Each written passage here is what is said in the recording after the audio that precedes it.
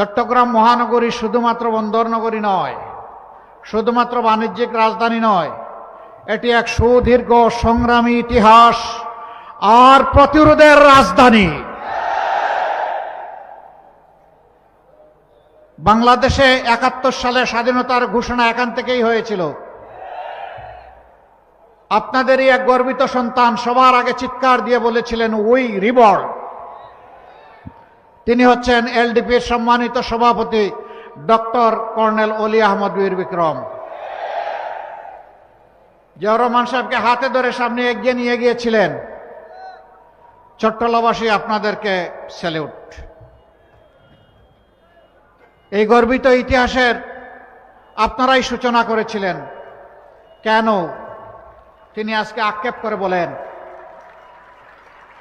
আমি লড়াই করেছি রণাঙ্গনে, আমি জাতীয়তাবাদী দল গঠনে আমি ছিলাম দ্বিতীয় ব্যক্তি জিয়াউর রহমান সাহেবের পরে।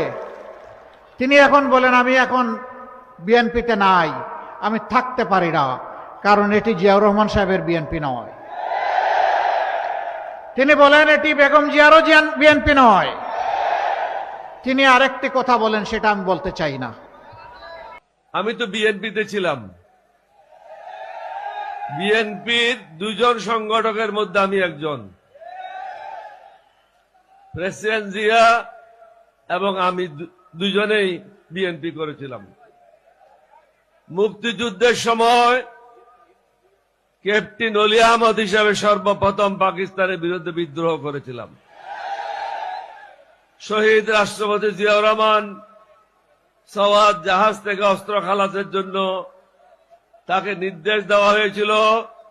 তখনও পর্যন্ত আমরা বিদ্রোহ করব এই পরিকল্পনা চূড়ান্ত হয় নাই।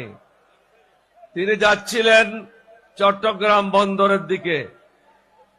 ইতিমধ্যে আমি যখন খবর পেলাম ঢাকাতে শুরু হয়ে গেছে গোলাগুলি, চট্টগ্রাম সেনানিবাসে গোলাগুলি শুরু হয়েছে, অষ্টম বেঙ্গল সেনাদেরকে নিয়ে আমি বিদ্রোহ করি এবং প্রেসিডেন্ট জিয়াকে দেওয়ানহাট নামক স্থান থেকে ফিরিয়ে নিয়ে আসি।